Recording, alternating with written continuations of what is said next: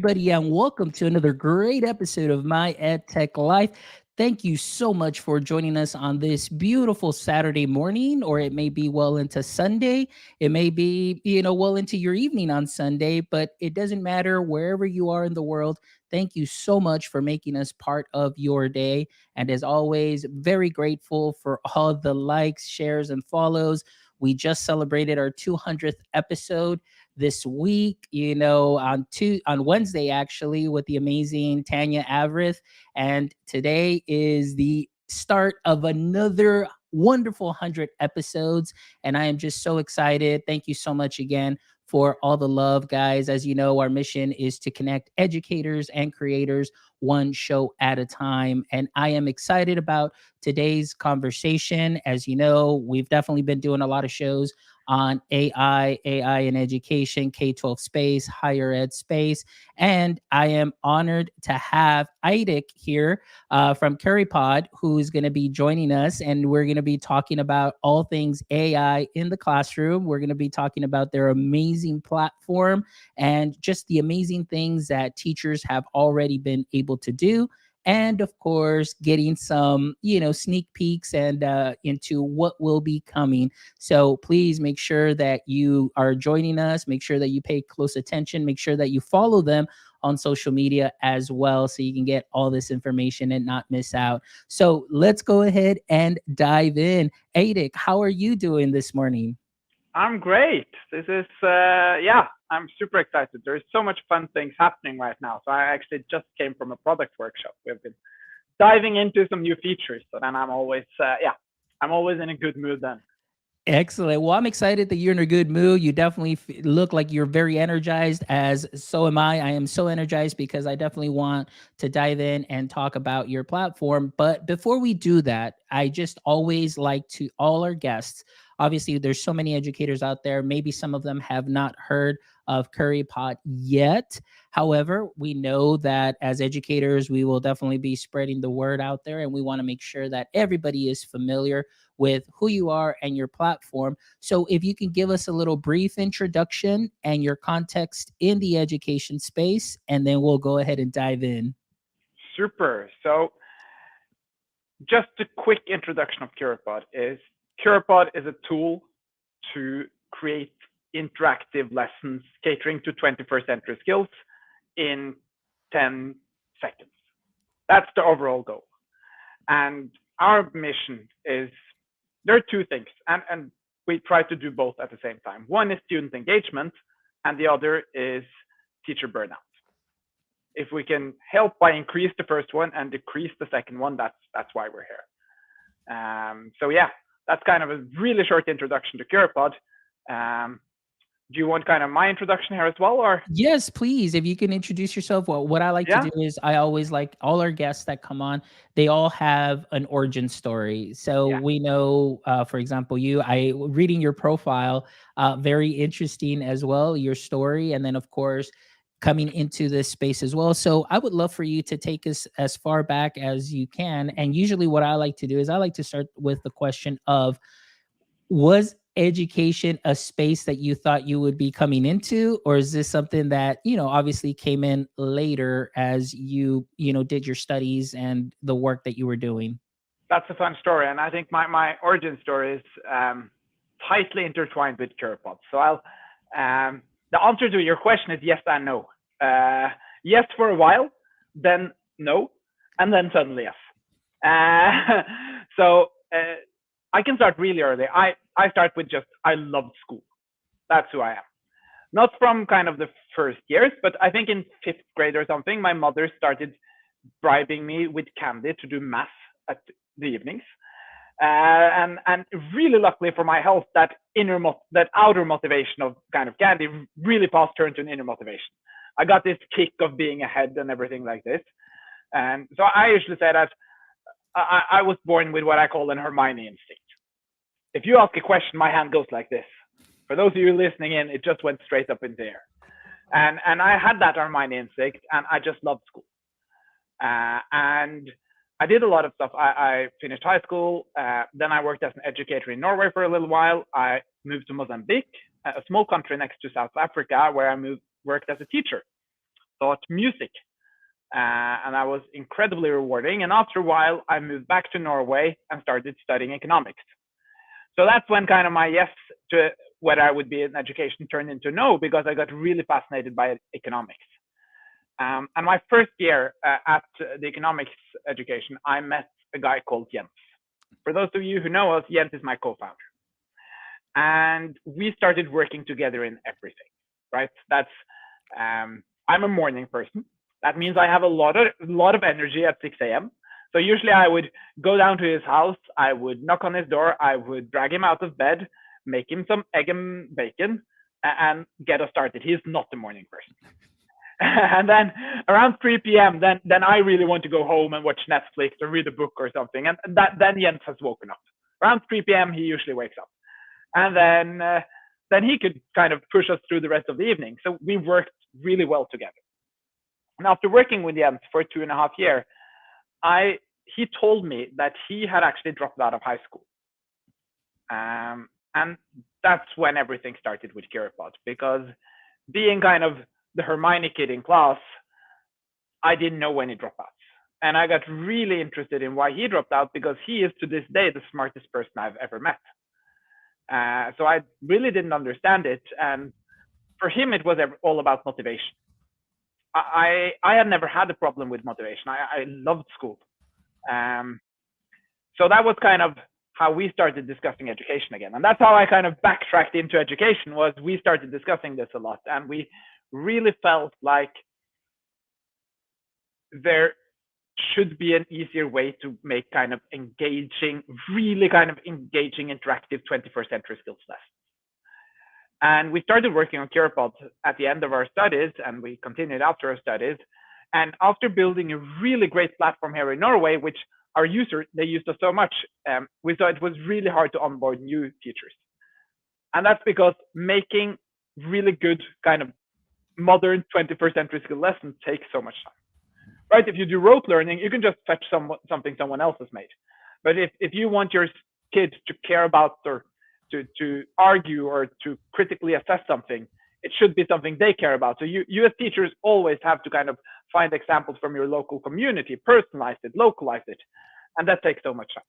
And that's when we started digging into AI, was when we figured out how much of a problem teacher burnout was, and how our platform, as good as it was, would always just be something new. So it's just added workload.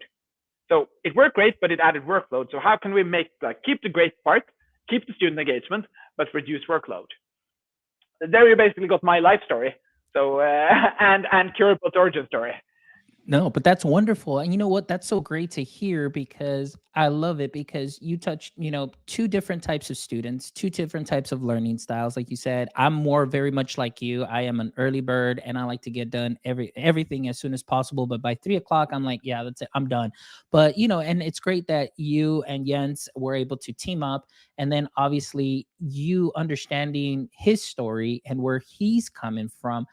I have currently colleagues that have similar stories. I mean, they did graduate high school, they did get their degrees, but the experience they had in the classroom was very similar to, like you described, Jens, which was, not very much motivated. Again, it didn't mean that they didn't know the content, but it was just they weren't motivated enough. They weren't, I guess either challenged and so on. So there's so many different stories, right? And that's what I have been reflecting so much about after leaving school, is how much my behavior affects the rest of the class. So if ever anyone has tried Curipod, they will see, like, one thing is the AI generation of content, but it's also a large part student engagement in it. And that part is really designed to make sure everyone participates in. Because I've thought so much about what happened every time I raise my hand. Every time I raise my hand, there are 5 other kids thinking, no way I'm going to answer, because Eirik will answer it better. There are 5 who think, nice, I don't need to answer because Eirik will answer it. There are 5 who think, I can answer it, but my answer will be ish good. And then after I answer it, the teacher will just turn to Eirik as well, and he will outshine it. So kind of the social dynamics of classrooms, that's what we studied when we kind of created Curipod. It's how can we kind of make Eirik and Jens participate in the same time? That was kind of the starting point of Curipod. That is amazing. And you're absolutely right. Oftentimes you will get those students, first ones. And again, sometimes, and it's all about processing time. I think that's one of the things that I learned in the classroom going from high school and then to elementary. It's just the processing time. Oftentimes, as teachers and myself, I'm speaking for myself and my classroom experiences. We have a curriculum, we have dates, we have to finish and do something by a certain time, and oftentimes we don't allow for that processing time and that discourse to occur in the classroom, those classroom discussions, so we can involve everybody, because it's like it's always go, go, go, and we have to finish. And we miss out on so many of those wonderful learning experiences and learning moments. And I love what you said, that because of that problem, you talked it through, came up with a solution such as Curipod. And the fact of the matter is, you're absolutely right. The fact that all students can participate at a given time, and whether it's, hey, we're going to raise our hand, or we're going to input, we're going to draw, we're going to give feedback. Every student is involved, and you don't have to feel intimidated. Like, if somebody answers first, it's okay. Don't worry, you're going to go ahead and have your time. But what I love is that everybody is part of that learning process. And I think that when I got into elementary, I found that to be the most useful, where my activities had to shift from just for my students get a sit and get. It was more of like, hey, let's be active in the learning, let's discuss, let's give feedback, and so on. And that really I, makes a big difference. I love what you're saying there about elementary, because our experience was a bit strange when we first kind of got into kind of the educational field, because we saw that when we interviewed teachers, like how we built Curipod is we just try to spend as much time as we can inside classrooms. That's kind of just sit in classes, and we make sure everyone in Curipod sits in on classes. Like our developers should spend a lot of time in schools, right? Because one thing is they should understand classrooms, but they should also understand kind of how high quality is the Wi-Fi in schools, high quality is the projector, right? That decides a lot what you build. But I think our biggest kind of shock coming in kind of a bit of outsiders. I had worked as a teacher, but still, like as a team, we were outsiders to education. Um, Elementary teachers usually talked so kind of in awe about how they did it in primary, and then primary talked about secondary, and secondary talked about university. So everyone was kind of in awe about kind of how they did it higher up. And our experience was, let's turn it around, right? It's elementary teachers, they know pedagogics. So if we can build something with the pedagogics of elementary teachers and then just scale it upwards, it's work for everyone, right? So I think kind of I love what you're saying, because the younger you get, the better the teachers become at kind of facilitating that discussion that is so important for kind of the 21st century skills, right? So Absolutely. that was a super interesting part of the journey. Yeah. Okay. So we have a question here. And first of all, I want to thank Amanda Macias, who is joining us, and she's a great supporter of the show. So her question is this: it says, where do you see Curipod fit into the SAMR model? Substitution, augmentation, modification, redefinition. So what are your thoughts on that, Eirik? Um, so I think, and that's a really good question. I think we started out more of kind of the higher skills. So Curipod started out focusing on the higher skills, modification, redefinition, and we have the last 3 months focused a lot on the kind of the beginning steps, kind of substitution, augmentation, and so I think we try to cover it all. That's kind of we are quite clear that we want to be a tool that works for your whole lesson. Our like I like to say my biggest competitor, and this worked better a few years ago, but my biggest competitor was the blackboard. Right? It's kind of like we want to be something that can help you through your whole lesson. Excellent. Perfect. And yes, absolutely right. As far as, the delivery system, oftentimes what happens is we're just simply substituting something that could still be done on paper. And I'm still okay with paper, but what I want to Oh yeah, say now big is fan. that now with the tools that we have, whether you're an iPad classroom or whether you're a Chromebook classroom, most classrooms already have devices. So how can we take it, instead of substituting a paper worksheet to a digital worksheet. And I made a comment, I think it was a last episode or a couple of episodes back, where as a teacher, before we even had Chromebooks in our classes, so I'm kind of aging myself because we didn't have that when I was still in the classroom, but it was an ominous and scary stack at the end of the day when I had three classes and I had three stacks of papers there at the end of the day. That was very scary because it's like, oh my gosh, I have a lot of grading to do. Then we Yeah. started using the Chromebooks, and then it just turned into a digital stack. But then what happened is I started taking risks and becoming a little bit more creative and saying, hey, I want to see maybe either you creating a screencast video. You can use Screencastify, Google Slides. You can go ahead and use Flip. You can use Edpuzzle. You can create anything, and that to me was a little bit more fun to modify and, of course, augment the lesson, because now the students are the ones that are creating that for me, and now I'm able to see their learning process and fix any misconceptions right then and there, give feedback. And that's the one thing that I love, that the feedback was immediate for all my students rather than having to wait until I grade and then just at the end I'm just tired. But again, I love the fact that you make it so easy to prepare, not having to reinvent the wheel. But what I love, and we're going to demo this in just a second, but what I love is that I can go ahead and put my concept in, what I want to teach, and then what I do is I copy directly from the Texas standards and put in there for my learning objective. And now I don't have to reinvent the wheel. Or, like you mentioned, Eirik, many times as teachers, let's say you're a new teacher. Let's say that maybe for some reason you don't get the resources that you need. At the beginning of the year, sometimes, and I'm going to be honest with my experience, sometimes teachers don't like to share their stuff because it's like, oh, this is mine. And so sometimes you're siloed out. But as a teacher that might be coming in, now I don't have to go hunt the internet, Pinterest, Instagram, Twitter, and so on, which are all great resources. But now I have a nice base to start off with. And then I can go ahead and mold that lesson Yeah. and shape it so I can meet the needs of my students and, just create that learning experience. And that's the one thing that I love there. Oh, that's amazing. And I think actually when it comes to kind of our pedagogics is there's one thing we really try to cater to, and that is if I look into kind of my crystal ball and try to see the future. I don't believe the future of I think technology will have a big place in the classroom, but I don't believe the future of a 60-minute lesson is 20 minutes inside this app, 20 minutes inside this app, and 20 minutes inside this app.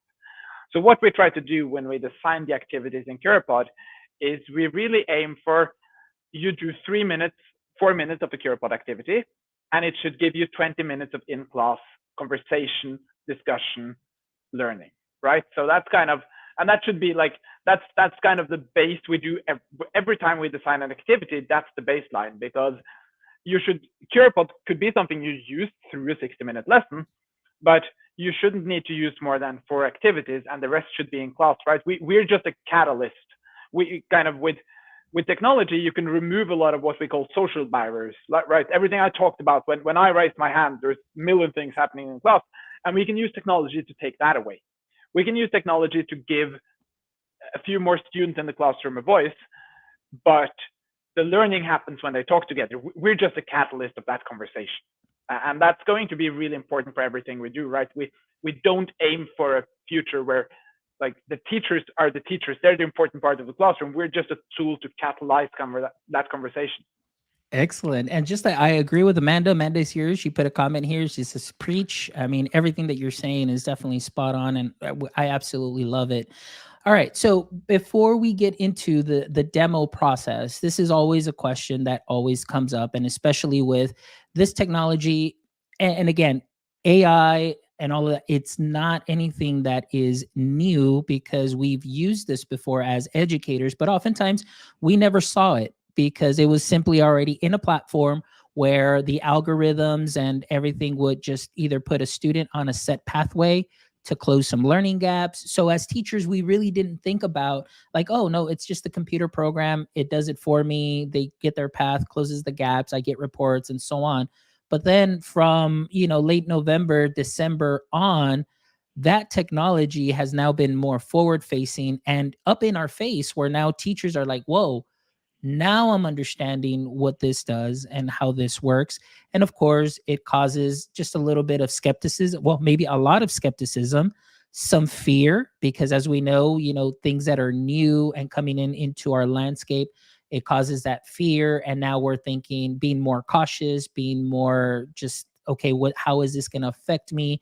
Because we saw so many narratives out there. So, Eirik, I want to know from you, as you, and again, I first met you at TCA. We had connected prior to that, but since TCEA, back in February, up to date, up to now, what has been the reaction of course, AI in your space, but now when teachers see your platform, how do they feel after that?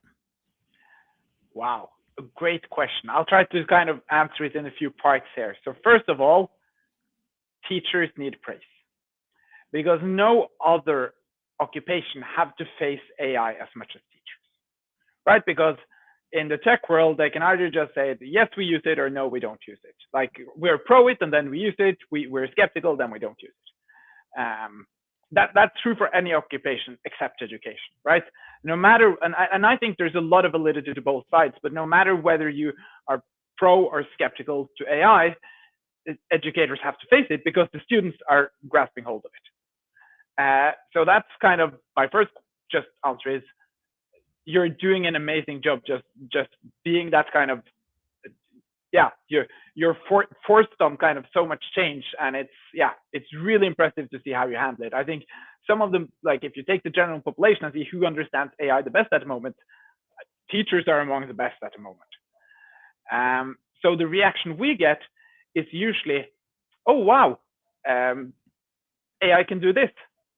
And I think that's a bit about how kind of we frame it, because you don't need to understand AI to utilize Curipod. We try to do all kind of the consideration and the wrapping for you and just make it a really neat tool, right? For example, you can use Curipod to be like, you as a teacher are the one that knows your class. So you, in Curipod, we have a tool that's generating a lesson hook, some interesting discussion question to start up the lesson with.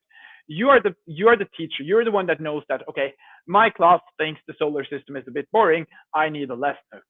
The part we do is we just utilize AI to help you be a bit creative. So instead of you using 50 minutes thinking of a question hook, and that's hard, right? Because you have to kind of see the world through the eyes of your students. That's not easy. So we let it be creative for you there. And that's kind of how we try to build with it, is to just be a useful tool. Yeah. And what I love about it, it's really like you described it. I would consider this either your co-teacher, your co-pilot, your assistant. And that's really what it is, because oftentimes, going back and thinking in the classroom, coming up with lessons. And for myself, I was one of those teachers that I never liked to repeat the same lesson year after year. So I was always doing research. I was pulling from all over the internet, I would piecemeal lessons together just to make it a little bit more exciting, and that took a lot of time and a lot of effort that at the end was rewarding more often than not. But sometimes the lessons didn't quite go the way that you thought they would. And you're like, oh my goodness, all of that work. But now, like you said, right now, it's if the lesson that you're thinking about, maybe you already have something, but you say, hey, I just want to add a little bit more spice to it. You totally can. And you have your assistant, which is Yeah, Curipod, that can go ahead and help you. And one of the things that I must say is, for example, there are many platforms out there that may look a little bit more ominous for teachers, and you have to work a little bit more and a little bit harder and so on. Like, especially if you're using like Chat GPT, you really have to go in there in depth and detail, which is great and all. But something like Currypod, where you can type in the topic for your lesson and then the learning objective and standard, and it comes up with something that is a great start for a teacher. And that's what I love, that it's not something that is ominous.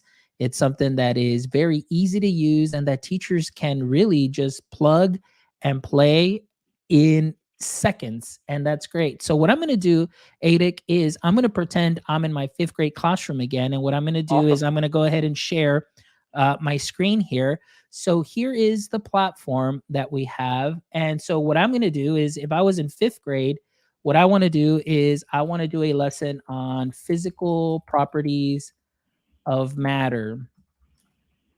Now, I can easily, and I've done this before prior, can type this in and I can have it create its magic. But one thing that I always say is if you're in Texas, you know that you have to go with what the standards are, because the standards, I just want to reiterate, are not suggestions on how to teach the class. Here in Texas, Tech TEA really takes those standards seriously. So it's like what the students must learn and how you must teach or approach that segment. So what I'm going to do is I'm going to go ahead and do this one right here, physical, classifying physical properties of matter. And I am just going to go into this section right here. Or let me see if it'll let me do the whole thing. And I will go here, right, and paste, and let's have it do its magic. Okay, it says an error occurred. It Okay. might be too long of a Yeah, it's objective. probably too long. So what I'm going to do here is I'm going to just stop here. Not going to worry about relative density. I can do that in another lesson. So let's go here. And in a couple of seconds, as it works.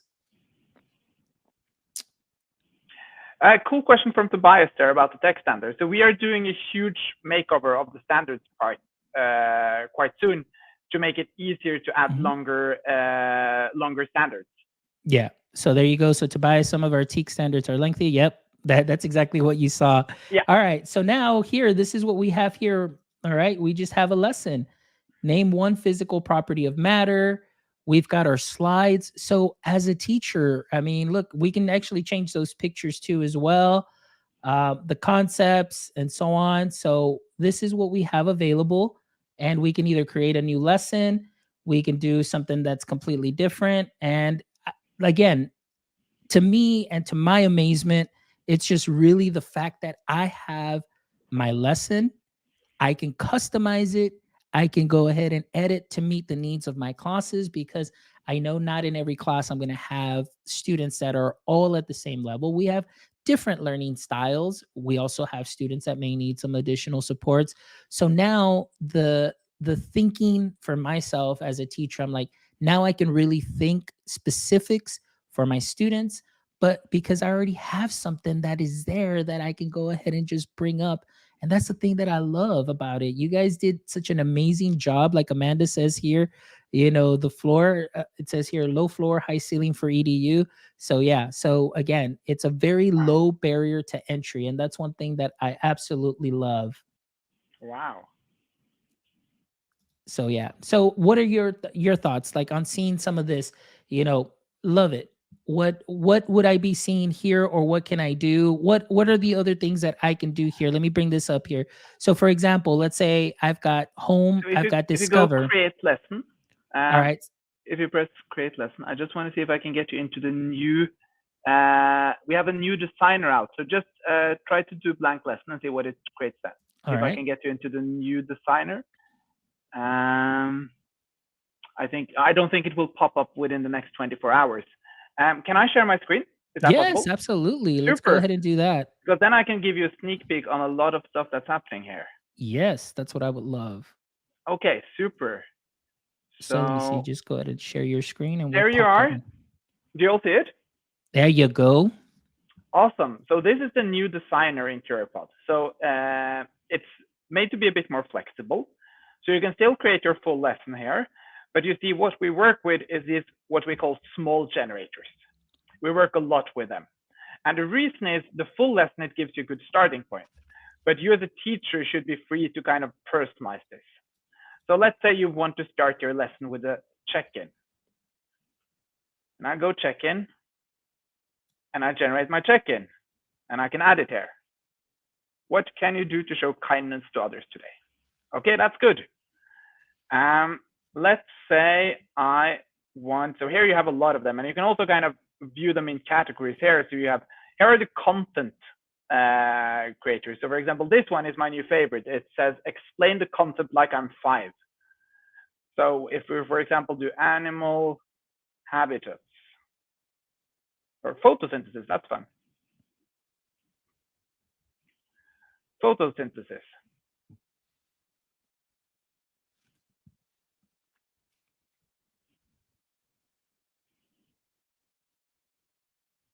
And here it explains photosynthesis to a 5-year-old.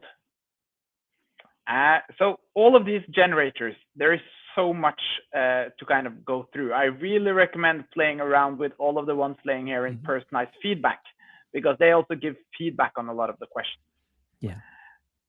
So this is kind of one section. Another section is there will probably come a lot more fun things to do with translations quite far. We know a lot of you have a lot of different like Spanish speaking or so many languages in your classroom. So we're trying to make it really easy to translate a lot of the content. Um, Another really interesting thing here is this lesson library.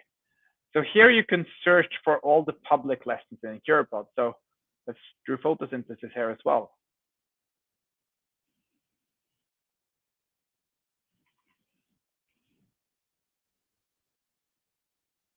And here I can go through, okay, so here I got a lesson on photosynthesis, and I can add the slides I like from this one.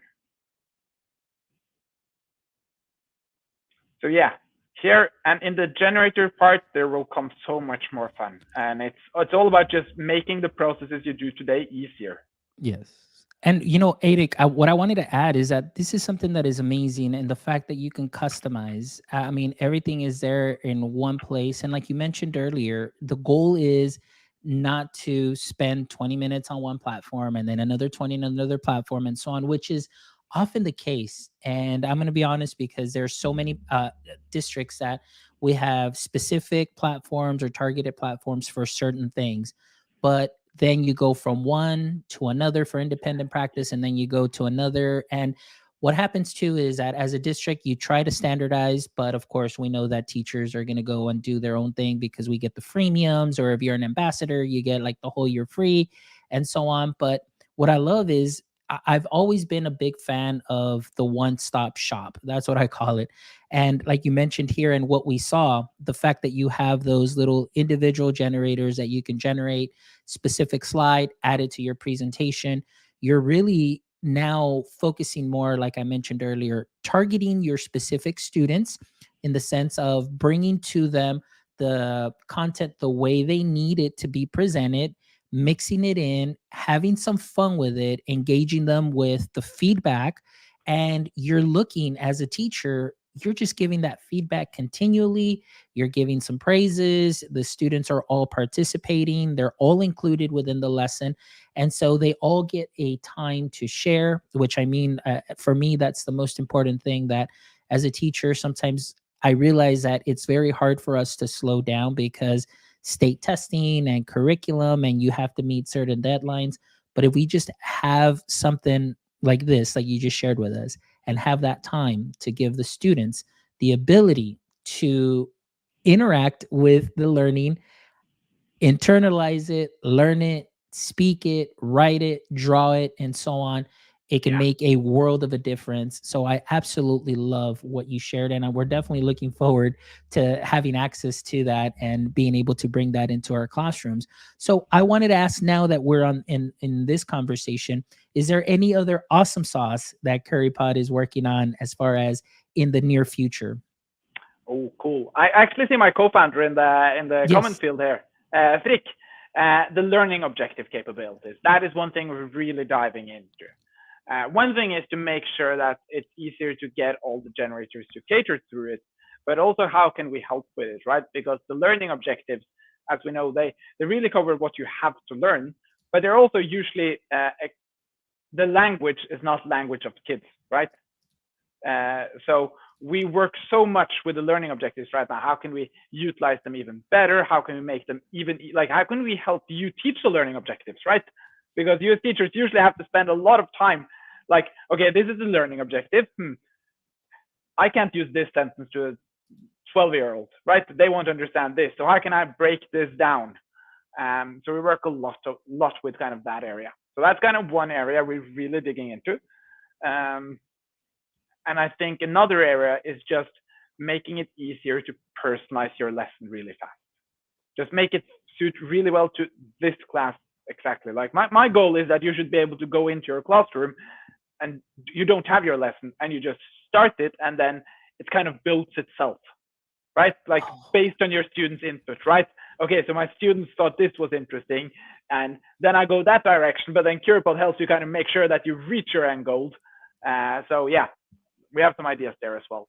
Oh, that would be amazing. That would be wonderful. And especially, as you know, classroom size is a big issue. So to be very active in a classroom when it's 1 to 27, 1 to 32, maybe even more, walking around and making sure that the students are getting that feedback, sometimes that could be very hard. But I can definitely see something like this where myself as a student, maybe I get an answer incorrect, where I can go ahead and get like a little resource and says, hey, and helping me or helping the teacher fix that misconception, on the spot and things of that sort. That could be something that'd be great too as well. So I love what you're saying, and I'm really excited about it because, as we know, that initial fear, obviously everybody felt it, but now that we're seeing tools, and especially yours that is very well refined into and friendly in the K-12 space, and I would even say that this could be perfect even just for district PD, even for higher ed, because of the tools that you have available. I mean, this could be used all the way through as far as the education landscape. So I absolutely love that what you're bringing there. So what I want to ask now is, for example, what advice would you give? Well, actually, before we go to that next question, it says Amanda Macias, is there a way to share creations across a PLC? Great question, Amanda. Yes, you can create a share link to any lesson and send it to other educators. That's perfect. So I can see that if my content specialists in our district, or actually our content specialists in our district, often create resources. So I can see that they can create a base lesson, Yeah, and then they can go ahead and put it into the curriculum with the link.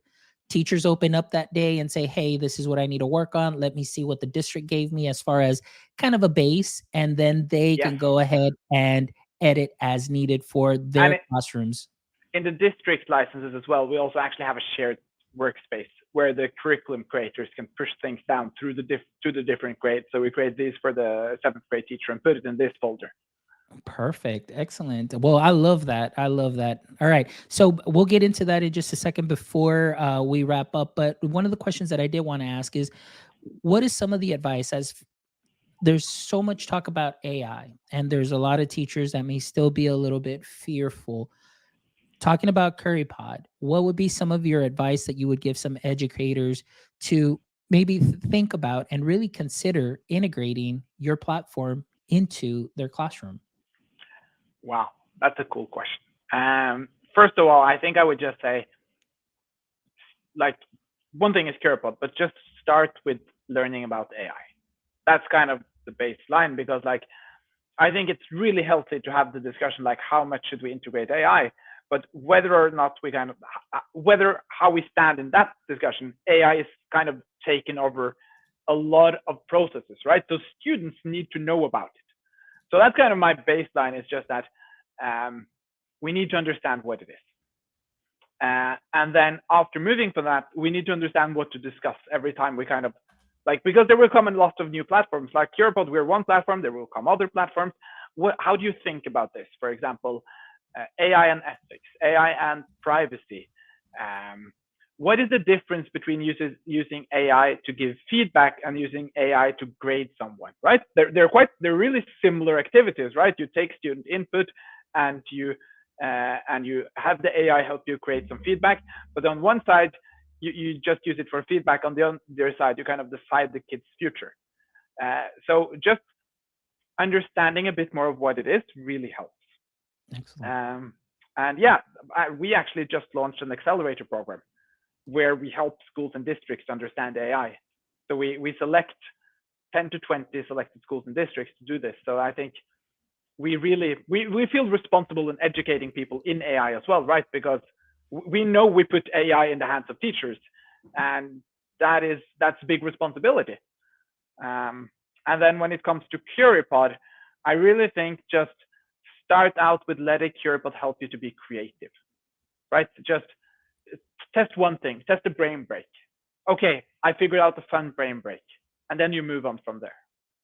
Absolutely. Love it. Great tips. And again, you mentioned a lot of great stuff in there. And it's really just getting informed. But one thing that I do want to highlight is your accelerator program, because this is amazing. The fact that you are aware of the fears that are out there, you are aware of, as great as the tool can be, the questions are always data privacy, teacher student data privacy. And you hit the point there where, as for your platform, the fact that you're out there educating schools and bringing this information to the school districts, also it shows how conscientious you are of what is out there, what could be happening. But the fact that you are really dedicated to showing that this is something that shouldn't be feared, but it could be highly leveraged to really enhance the learning experience. So I think that's something that is wonderful. Thank you. It's just as I opened with, basically, teachers are kind of forced to take a stand and think about AI, and it's really tough, right? There's so much new in it. So when I talk about how should people learn about AI, my biggest kind of advice is just start with having fun with it, and then you understand it a bit. Like, I'm a big Harry Potter fan. The first thing I did when I got ChatGPT was I went into ChatGPT and said, create a text-based adventure in the world of Harry Potter. And I spent 4 hours just answering, okay, I'll go there, I'll say this to this person. I kind of created my own game inside ChatGPT and had fun with it. And through that process, I also learned about it.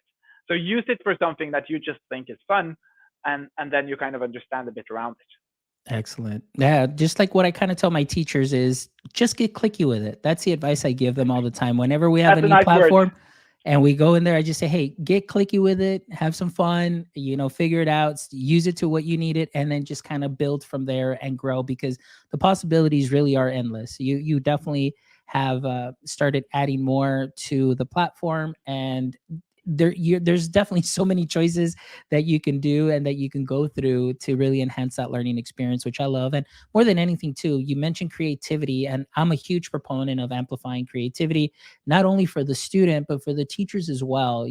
Having some fun with class, and more importantly, like you said, lightening the load, because that was the goal.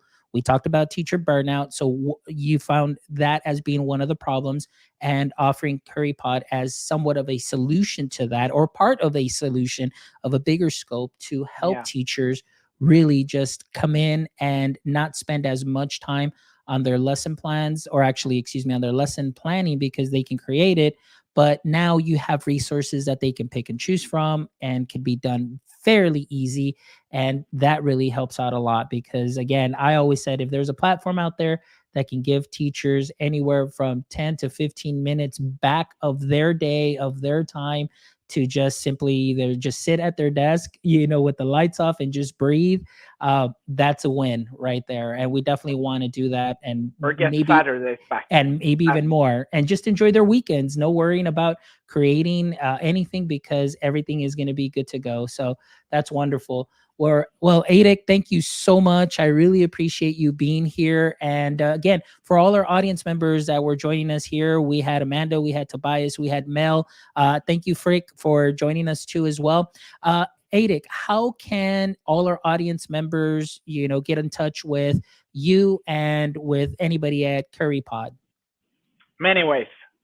Shout out that I spent a lot of my day on Twitter, so you can shout out there in any way. My email is Eirik, EIRIK, at curipod.com, and just find us. Like, if we're out in conferences or anything in classrooms, I will wear my orange pants, so I'm easy to spot, and we love speaking with teachers. That's what we do here. So yeah, any kind of feedback, questions, do you want some help, just reach out. We have a Slack community. You can find it on our website, where we have so many teachers discussing, kind of helping each other out with everything. Excellent. Now, also tell us a little bit about your ambassador program. Oh yeah, we have an ambassador program, which is basically, it's a two-side. We want to help teachers that want to promote Curipod, but we also want to connect teachers kind of as closely as possible, because it's teachers that build Curipod, right? We're facilitators. We try to figure out, so we interview teachers and we find some problems, and then we try to make some ideas, and then we let teachers test it out. So I really hope a lot of kind of users will apply to the ambassador program, um, and it's such a great fun. We had our a big meetup 2 weeks ago, and we're going to do a lot of more. So yeah, Excellent. And you will be at ISTE, like I asked you earlier. So please make yes, sure you look out for the orange pants and the Curipod shirts at ISTE and make sure you do talk to them. They are some of the nicest, wonderful people. I had the opportunity to meet Jensen also at TCEA, and they really, truly listen to teacher feedback. I love the way they were going from booth to booth, just finding people to talk to and who else should we talk to and who else can we talk to, and just your friendliness. It's something that is amazing. So I wish you all continued success. I'm really excited for what is to come. And of course, just the continual growth of not only Curipod, but just AI in the education landscape in general. So thank you so much, Eirik. But before we wrap up, I always love to end the show with the following 3 questions. So I know I put them there in the calendar invite, Eirik. So I hopefully you did get a chance to kind of see them. So my first question to you is, in the current state of education, what would you say is your current edu kryptonite? that's great. I need you to elaborate it. Do you mean my personal one or education? Well, like the one that you see in the education landscape. Yeah. The personal one that you have. Um, that's a really tough question. I've been thinking so much of it, but kind of my biggest there are 2 answers to it. One is kind of with AI. AI has the potential of bridging the whole learning gap that is there because we kind of give students access to so much kind of tutored help. But it also has the potential of creating the biggest learning gap in history because it's just some students learn about AI and some don't. That can create such trouble. So that's kind of my one big thing. And the other is how much what we test affect what you teachers can teach. Kind of, yeah. Um, Testing not changing rapidly enough to allow you to actually be the awesome teachers you are. That's another big kind of fair, and that's coming like we of course are colored by coming from the Norwegian tradition, right? So but yeah, I think that's my 2 points. Eirik, those are great points. And I'll be honest with you, I think you are my very first guest that has ever answered with 2 edu kryptonite responses. So what a great way to start these next 100 episodes. So that's a wonderful answer. Thank you so much, Eirik. Thank you. Next question is, if you could have a billboard with anything on it, what would it be and why? Be curious. Um, that's why we started Curipod, right? Because we wanted to just help make it easy for students to be curious, right? There are so many blockers for being Curipod in the classroom, and it's not the teacher's fault, right? It's social dynamics. It's how classroom and schools are built up, and just like if we can just keep that natural curiosity every kid has when they're really young and get that into the school system, that's kind of the big dream. Yes, I agree with you 100%. Being in education and seeing it, from high school to elementary, at least through my personal experience, is that, kinder through second, students are very hands on, they're coloring, they're having some fun, they're being creative, still that sense of curiosity. But from third grade all the way through ninth grade, where it's high stakes testing grades, you feel like there's a little bit of that is removed because now you're focused more on the state testing. And so that curiosity may not be as high as it used to be when you were young, because now it's like it's really sit and get, because we just need to give you the test material so you can pass these exams. And yes, I agree with you. I'm all about that. All right, the last question for you, Eirik. I know that you said that you are a morning person, very much like I am, but I want to ask you is, what would you do if you had the question is, what would you do if you had 1 extra hour in your day? But what I'm going to ask you is, because you are a morning person, is what would you do if you had 1 extra hour for your morning? Whew, that's a good question. The honest answer right now is work, just because Curipod is so much fun. So 1 extra hour a day means one more teacher interview. If I wasn't doing Curipod, read. I think I love reading, and I don't get enough time to it. So if I could spend 1 more hour just reading a good book, that's what makes me really happy. Excellent. Great answer, Eirik. Well, Eirik, thank you so much again for just your authenticity, genuineness, just your enthusiasm that you brought here to the show this morning, which is really a reflection of everybody on the team, like Jens. Jens, I wish you well. I know Jens is a little bit under the weather, and but Jens, thank you so much, and hopefully we can get Jens on and Frick on also maybe one of these days, and have you all on as well, and maybe we can do a little panel and something like Oh, that that. would be But great. I again appreciate the work that you are doing. The vision that you have is wonderful. Thank you so much for sharing that vision. Also, so our educators that maybe are not familiar with the platform yet, once they hear they hear the show, listen to the clips and so on, it'll pique that curiosity and they can go in there, get clicky with it, and amplify their creativity and enhance the learning. So thank you so much again. And for all our audience members, Mel, thank you for stopping by. Tobias, thank you for stopping by. Amanda, thank you as always. And Frick also as well. Appreciate you all for joining us in the comments. Sherry Fleischer also who joins us on LinkedIn.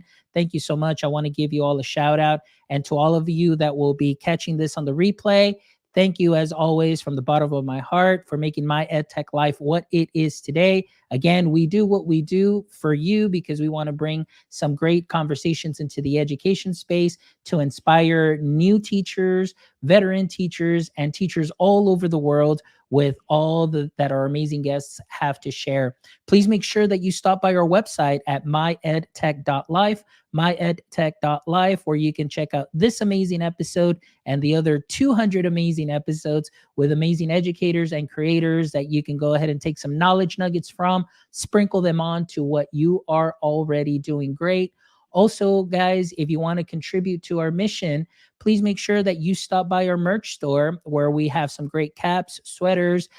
We've got all sorts of accessories as well. We know that summer conference season is here, so why not get yourself some My EdTech Life swag? Or you can start preparing for your winter conference season as well. And as you know, all of that goes back to the show so we can continue to bring you some amazing interviews. And as always, my friends, from the bottom of my heart, don't forget, until next time, stay techie.